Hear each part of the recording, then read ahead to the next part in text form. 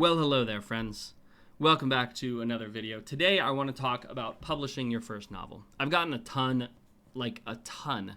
of comments asking whether I can talk through the actual process and of publishing a novel, specifically through KDP and formatting and covers and all of that kind of stuff. And so I'm going to do that, but I'm going to do it in my normal way, where I'm going to do an overview video. That's this video, and then I'm going to dive into each topic independently.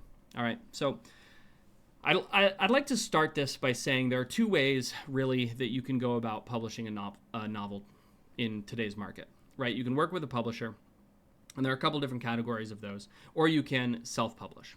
On the traditional side or on the publisher side, you can either try and get an agent and then go for a big trad deal, with one of the major publishing houses. You can grab an agent and go for to an imprint of one of those major publishing houses, or you can go and you can find a what I'll call a genre publisher or an indie press, which is really just a publisher. These are legitimate publishers, right? We're not talking about vanity presses. Vanity is a whole different thing, which I'll talk about in just a second. But these are legitimate publishers who pursue a digital first strategy, and that's either with ebook or that's audiobook. And I think that both of those options are fine, right? You can go traditional and you can get an agent and you can go to one of the big traditional publishers, or you can go to an indie publisher, and both are fine options, right? Obviously, they require different things. Going traditional to a big publisher is a lot harder, and going to an indie publisher means giving up a significant portion of your royalties, even though it's an ebook first strategy or it's a digital first strategy. What you should not do is you should not pay anybody to publish your work for you. If at any point during your discussion with a publishing company, they say you have to pay X number of dollars, say no thank you, and tear up the contract. Don't sign. Do not, under any circumstances, sign with a publisher who wants to make you pay money. That is an egregious, it's bad. Don't do it. Just don't do it. That's called vanity publishing. Most of the time, they're going to charge you a couple $1,000s. They're going to give you a absolutely terrible product, and you will get nothing from it but heartache. Okay? So don't do it. If somebody offers to publish your work for you, and they are not the one paying you, say no. Now, the other side of this is indie publishing or independent publishing, where you act as the publisher and you go through Amazon KDP, or you do all of the process yourself, and then you upload to various sites to sell your book, right? You can upload to Amazon, you can upload to Kobo, you can upload to Apple Books, etc., etc., etc. On the audio side, it's either Audible or you can go to Spotify. There are other places you can do that you can do books. I think in Europe there's an app called Storytel. Anyway, there are a bunch of different options. To keep things simple, we're just going to really be talking about Amazon and KDP, which is Kindle Direct Publishing. At the end of the day, publishing is not very hard, and you can go and you can look up online how to publish your book on KDP, and there are 1.5 million websites that are going to tell you exactly how to do that, step-by-step, instructions, pictures, the whole 9 yards, okay? I'm going to talk you through it, but understand that this is something that you could probably figure out with a Google search. Even though publishing is not really that hard, there are a number of steps that you're going to want to take in order to get your book published, okay? And skipping any of them will create problems for you down the line, all right? So the first thing you need to do is you need to write the book, okay? That means you've got to plot it, you've got to draft it, and you've got to revise it. Again, in the deep dive, I'll get into each of these categories a little bit more thoroughly.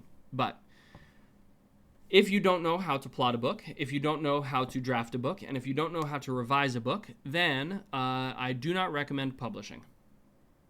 I recommend writing more. There are a number of resources that can teach you about this, right? There are 1.5 million websites that will talk you through it. There are a lot of really good writing books, like books on writing, that will help you, including Stephen King's On Writing. But again, the first step in this whole process is actually writing the book and having something done. Now, the second step is editing the book. And when you're editing, you're going to want to choose between one of sort of the three major options, and you might do even all three of them, right? And so first you have self-editing, which is different than revising, all right? You have self-editing. You have paid editing, which is where you take it out to an editor who's a professional and they return it to you. And you have what I'll call crowdsourcing, okay? Self-editing is really important. You want to be a better writer, and so you need to go through your own work, and you need to make changes, and you need to make edits. Paid editing can be tremendously helpful. It can be really, really good. It can also be a complete and utter waste of time and money. Unfortunately, there are a lot of people who want to be authors, want to be writers, and can't make it for various reasons. And so they turn to editing to apply their skill, but they're not good editors either. And so paid editing can be really fraught. All right. My general advice to people who are at this stage in the process, they've written a book and they want to go and get it edited. My general recommendation to them is do not pay for editing. And again, there are really good editors out there, and a good editor is worth their weight in gold. I literally mean that. They're worth almost any amount of money. The problem is figuring out whether they're good or not requires spending money. And often for someone who's new to this process, they just don't have a lot of money to spend. And so if you don't have a lot of money to spend, spending it on unhelpful editing is like the worst thing you can do. You're way better off saving all of that money and using it for a cover, which we'll talk about in a little bit. So paid editing is really fraught, and if you don't have a lot of experience as an author, I don't think you need it. That might be a controversial statement, but I don't think you do. I think that between self-editing and crowdsourcing, you're going to be fine. Okay. A paid editor who's really good is going to be able to elevate your craft to sort of the nth degree, but that's not actually necessary when you're starting out. So, crowdsourcing. This is the third kind of editing, and it's simple. You post your stuff online, you get comments and feedback, and people tear it apart and say, this sucks, I don't like it. That character's stupid, why did they do that? Hey, this is completely inconsistent with how you wrote, the last 4 chapters. And you go, ooh, yeah, I guess I can see that. That's true. Okay, let me go back and rewrite. And crowdsourcing is a fantastic way to get free dev editing. But you often run into a problem where people can tell that something is wrong because they're approaching the story as a reader, but they can't tell you what is wrong.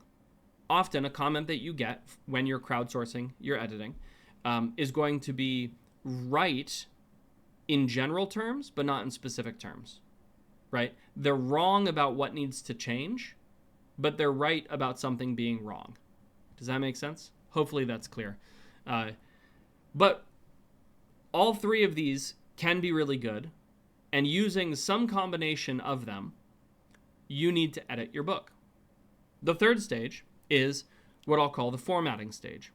The formatting stage is where you're going to get a cover, you're going to get a blurb, and you're going to lay out your book. Now, this is one place where I would highly recommend just going over to Readsy or a website like that, Fiverr even, and just pay somebody to lay out your book. Like, pay somebody else to do the layout. You can learn it. You can learn it, but it's obnoxious. This is literally the worst part of the whole process, and there are people who are really, really good at it and can do it very quickly. And so paying a little bit of money to have somebody lay it out for you, totally worth it. That's my opinion, though. If you want to do it yourself, do it yourself. I can't really help with that process because I've always outsourced that, because the first few times I tried was so infuriating. I legitimately spent a week trying to lay out my first book and then just got angry and gave up and just didn't bother. And then I paid somebody else to do it, and it was way better. So you can find people who are going to be able to do that for you, who are going to be able to do your book layouts, and yeah, do that. Just pay somebody else to do that. The second thing you need to pay somebody else to do is a cover. Unless you are an absolutely fantastic artist, and I'm talking A tier, could make your living from artist, don't do your own cover. Just don't do it. I don't care how cool you think it looks. I don't care how cool you, just don't do it. Get a professional cover. Now, you can go on Fiverr and you can get a professional cover for $50. Understand that the quality of your cover is going to tell people what to expect about the quality of your writing. So if you have a bad cover, people will expect bad writing. In fact, there is something fascinating called sensation transference that is talked about in marketing, where and product development, where the appearance of something actually changes the sensation that a person has in consuming or using what is inside the packaging. For instance, they did a study with Sprite, and they found that if they put 7% more yellow into the green of the can, it made people taste more lemon lime, and they didn't like it.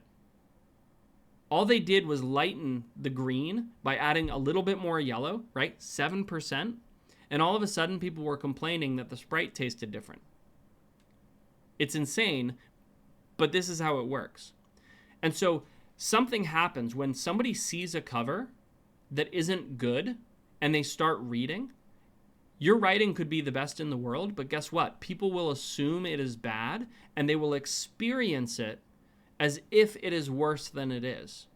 On the other hand, if you have a killer cover, if you have a really good cover, and people start reading your writing, they will experience your writing as better than it is. If a book feels cheap, people immediately have a worse experience reading it, even though they're reading exactly the same words that they would be if it was in a nicer book. Understand that a cover is a place that you cannot scrimp and save. You need a cover, okay? But you're not done. So not only do you need to have your novel laid out professionally, not only do you need to get a cover, a professional one, but you also need a blurb. Now, this is something you can do yourself if you're comfortable writing ad copy. But there are also places you can go and you can write a blurb and then give it to somebody and they'll punch it up for you, right? They'll give you some help with it. I recommend learning to write your own blurbs because I think it's a really important skill. It helps with developing elevator pitches and that kind of stuff. But a blurb is what's going to sell your book. It's the short description / hook that gets people and invites them into the adventure. And those two things, the cover and the blurb, are what will sell your book. And then the formatting is what's going to keep people reading and not being super annoyed. Now, in the deep dive video, we'll talk a little bit more about each of these things, about how to really get into them. Now, once we're through the formatting stage, we enter into the fourth stage, which is monetization, right? You have to decide how you're going to monetize this. And there are three primary ways: web serial, ebook, or audiobook. We'll say digital, right? So web serial, digital, or physical. And these three different ways of monetizing require different things. If your goal is to serialize, then what you need to do is focus on writing as much content as you possibly humanly can. And then you need to write more. You need to just put more content out. The second one, digital, is where you're going to be focusing on ebooks and you're going to be focusing on audiobooks. You're going to be selling through the Amazon store, or if you're wide or you don't like Amazon, you're going to be selling through other stores or your own website, right? There are a bunch of different strategies for how you can do that. The third and final option is physical sales. If you're going to be doing physical sales, then prepare to travel, because you're going to be hitting the convention circuit or the fair circuit or the anywhere that will let you set up a booth and hand sell your book to people. And I know that a lot of people are going to be like, Seth, there's no way I would ever want to do that. Don't discount it. There's some books that don't quite fit into a mold that can't be sold online easily because they can't be reduced to a single line in terms of what they're about, but they sell really, really well in person. And I know people who do 6 figures hand selling their books at events. So if that's a lifestyle that, you don't mind, then it's actually a really, really good option because you can hand sell physical books and then supplement with digital. But regardless of which path you're taking, you're going to want to pick one to start with, right? That's where you're going to focus because each has a different requirement for what you need to do. And this brings us to our final stage, which is marketing. Once you've picked your monetization strategy and you've put your book in the place it needs to be, it's time to market. And again, the strategy you pick is going to determine the way you're going to market. If you're taking a serial strategy, then you're going to be marketing on specific websites and in specific groups on Reddit and on Facebook in order to draw attention to the story, get people reading it, get people hooked, and then pull them over to your platform on Patreon or on Ream. Now, if you're pursuing a digital strategy, then you're going to be looking at advertising, right? This is direct marketing where you're going to be trying to sell your book through Facebook ads or through Amazon ads or a variety of other platforms. And you're going to be paying money directly to sell your book. Now, ads aren't the only thing you can do, but they are absolutely the most effective thing you can do. And last but not least, if you're taking a physical strategy where you're actually going out and hand selling your book, then most of your advertising or your marketing is going to be spent getting into events, doing physical promotional material, maybe book boxes, things like that, getting out to reviewers and talking to people in person. And so it might involve things like, getting a car or investing in shelves so you can store your books. And anyway, we'll talk about all of that. But at that point, you will be an author and you will be doing the author thing, right? You'll have written the book, you'll have edited the book, you'll have formatted the book, you'll have monetized the book, and you'll be marketing the book. And that's really the complete cycle, because once you get to the end, you know what comes next? Well, you start it all over again. You start writing another book. And hopefully you can figure out a system so that you can do all of this sort of simultaneously, and you're not having to wait until the very end of the cycle to start writing the next book. In an ideal world, as soon as you finish a book, you're going to start writing the next book. And then you're going to do all of the sort of extraneous stuff or the extra stuff in between. Anyway, I hope that this was a clear breakdown for you. If you have specific questions about any part of the process, let me know down below in the comments. That way I can identify what specifically to talk about or what to explain in each of the deep dive videos that I'm going to do. I hope you guys are having a fantastic week, and I will catch you later.